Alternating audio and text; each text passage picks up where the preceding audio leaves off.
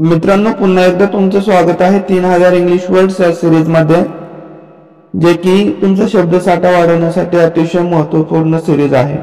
बघा मित्रांनो, याच्या पूर्वीचे व्हिडिओज तुम्हाला पाहायचे असतील तर चॅनलच्या प्लेलिस्ट मध्ये जाऊन त्या ठिकाणी तुम्ही पाहू शकता। चॅनलला सबस्क्राइब केलं नसेल तर सबस्क्राइब करून ठेवा। साइडला असणाऱ्या बेल आयकॉन वरती पण प्रेस करा, जेणेकरून इथून पुढे येणाऱ्या व्हिडिओच्या नोटिफिकेशन्स तुम्हाला वेळेवरती भेटत राहतील। बघा मित्रांनो, 651 नंबरचा शब्द तुमच्या समोर आहे भरपाई, ज्याला इंग्लिश मध्ये कॉम्पेन्सेशन असं म्हटलं जातं। भरपाई ज्याला इंग्लिश मध्ये काय म्हटलं जातं? कॉम्पेन्सेशन। पुढे बघा, पुढचा शब्द आहे आरोग्य, ज्याला आपण हेल्थ असं म्हणतो। आरोग्य इंग्लिश मध्ये काय म्हणतो? हेल्थ। पुढचा शब्द आहे बघा दवाखाना, ज्याला आपण क्लिनिक किंवा डिस्पेन्सरी असं म्हणतो। दवाखाना ज्याला इंग्लिश मध्ये आपण काय म्हणतो? क्लिनिक किंवा डिस्पेन्सरी। दोन्ही शब्द लक्षात ठेवा। पुढचा शब्द आहे बघा रुग्ण, ज्याला आपण पेशंट असं म्हणतो। रुग्ण इंग्लिश मध्ये काय म्हणतो? त्याला पेशंट। पुढचा शब्द आहे बघा डॉक्टर, ज्याला आपण डॉक्टर असंच म्हणतो। Doctor, doctor. पुढे आहे नर्स, ज्याला नर्सच म्हणतो। Nurse, nurse. पुढे आहे औषध, ज्याला आपण मेडिसिन किंवा ड्रग असं म्हणतो। औषध म्हणजे काय? मेडिसिन किंवा ड्रग। पुढचा शब्द आहे उपचार, ज्याला ट्रीटमेंट असं म्हटलं जातं।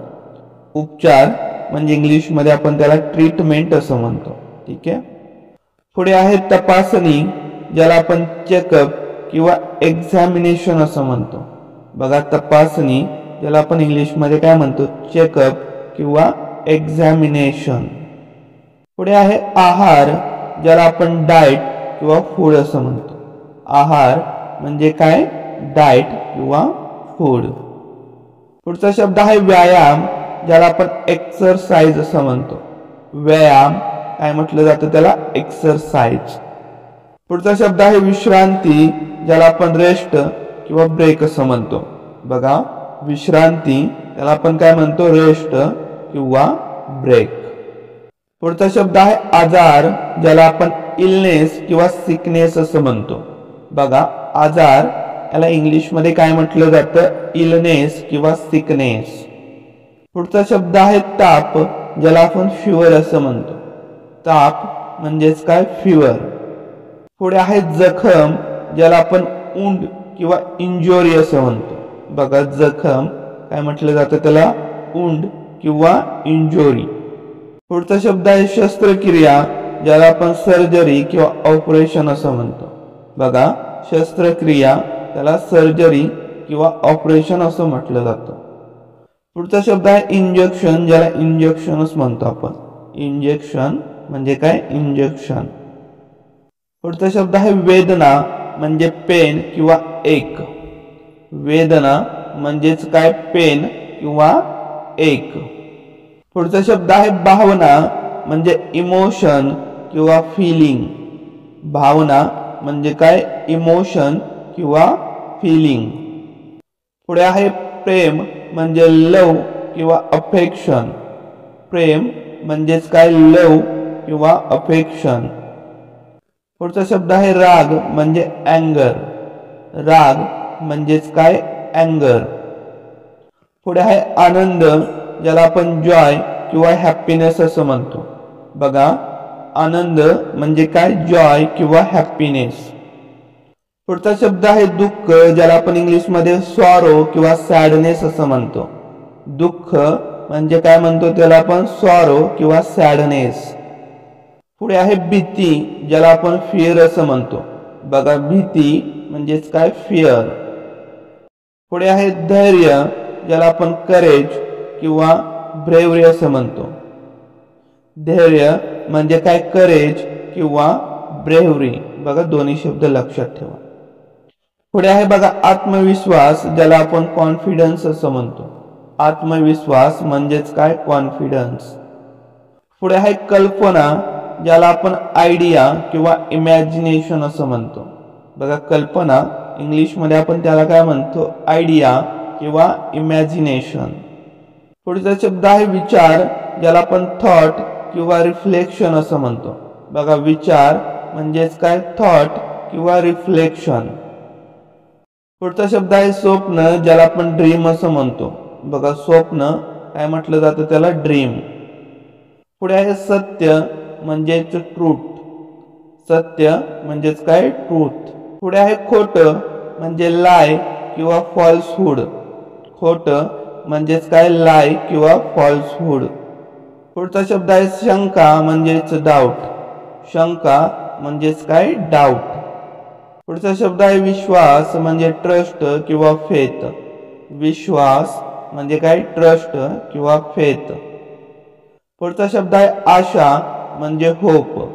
आशा म्हणजे काय, होप. पुढचा शब्द आहे बघा निराशा म्हणजे डिसअपॉइंटमेंट.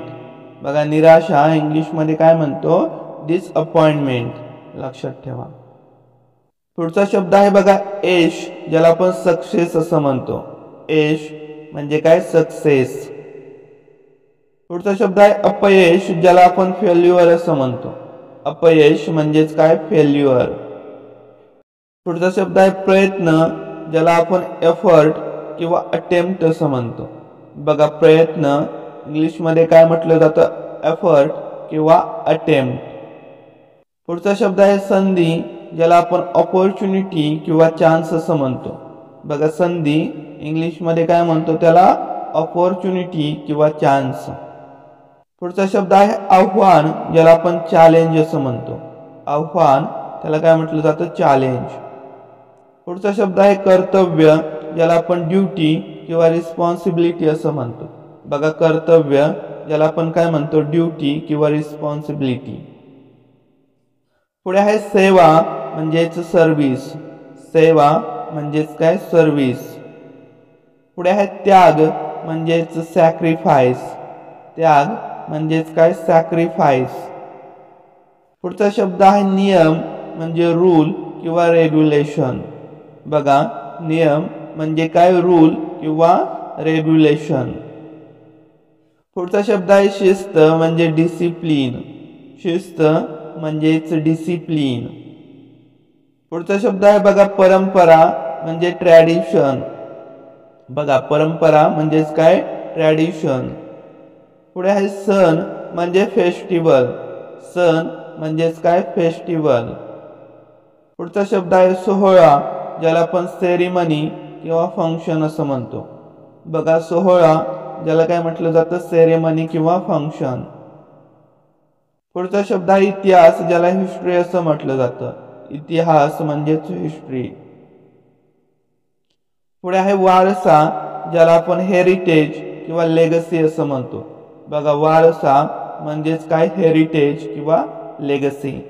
तर बघा मित्रांनो, अशा प्रकारे आपण आतापर्यंत 700 शब्द पूर्ण केलेले आहेत. मित्रांनो व्हिडिओ आवडल्यास लाईक करा, मित्रांमध्ये शेअर करा. चॅनलला सबस्क्राईब केलं नसेल तर सबस्क्राईब करून ठेवा. Thanks for watching.